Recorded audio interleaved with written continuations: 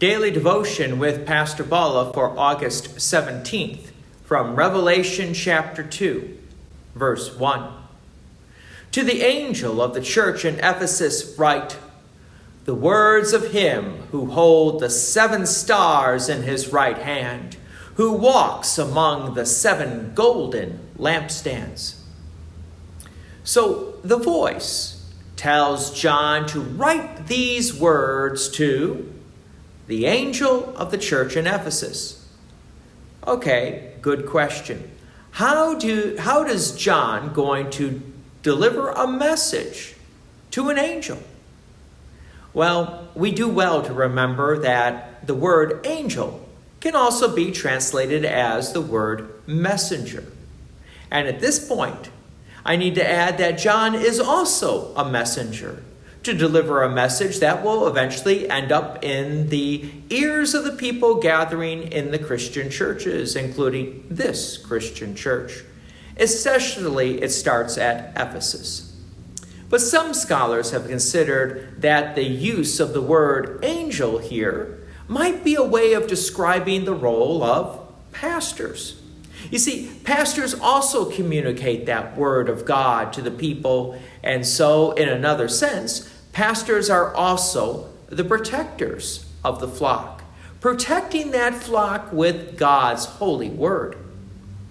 The intent of Jesus Christ is to utilize John to write down these words, for these words are to be communicated to Christians, not just to the 7 churches, but throughout the whole world.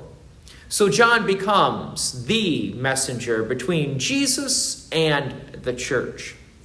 Keep in mind that we're talking about 7 golden lampstands. As we heard earlier, the 7 golden lampstands refers to the 7 churches. These churches were standalone churches, but because the number 7 does have special significance, especially when we go back to the creation of the world, that God created everything in 6 days, and on the 7th day he rested, showing the completeness. We use the number 7 to show that this letter is not just going to 7 churches only, but also to all Christian churches. But there's a particular point that Jesus does need to make, especially for the church at Ephesus.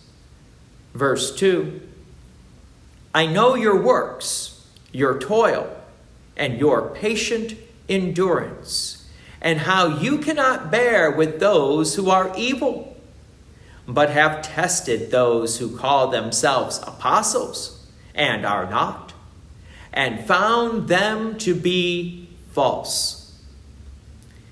Jesus starts by stating that he knows the works. He knows the endurance. He knows what Christians are going through, especially the Christians at Ephesus, and what they had to endure because of the false apostles who were teaching. They were not proclaiming Christ and him crucified, but a different way of, quote, salvation. A couple of points here. First of all, it may seem to be very scary to us that God knows every single thing we do, every single thing that we struggle with. God knows our thoughts, our words, and our actions. But in the midst of all of that, God still loves us and still forgives us. Thanks be to God. But here in verse 2, you also have, you could say, a compliment.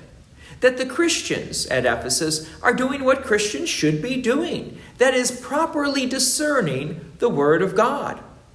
I honestly wish that more people had that discernment, that confidence in the Bible, so that when they hear a message, they really know whether this message is coming from God or not. Because in today's world, as I peruse the internet and, those televangelists, I hear a lot of false messages coming out, just like they did in Ephesus. God's peace and many blessings be with you, and thank you for listening. And please take an opportunity to share this message with others. If you have enjoyed these daily devotions, please consider making a donation to Peace Lutheran Church, 24024 West Main Street, Plainfield, Illinois, 60544. Thank you again for listening.